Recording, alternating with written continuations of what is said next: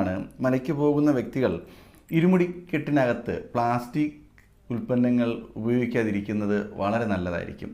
നമ്മൾ കെട്ട് നിറയ്ക്കുന്ന സമയത്ത് തന്നെ കാണാറുണ്ട്, ഈ കുങ്കുമത്തിൻ്റെയും ഭസ്മത്തിൻ്റെയും എല്ലാം പ്ലാസ്റ്റിക് കവറിലാണ് വരുന്നത്. അതെല്ലാം ഉപേക്ഷിക്കുന്നത് നല്ലതായിരിക്കും. കൂടാതെ പനിനീര് വരുന്നത് പ്ലാസ്റ്റിക് ബോട്ടിലുകളിൽ വരുന്നുണ്ട്.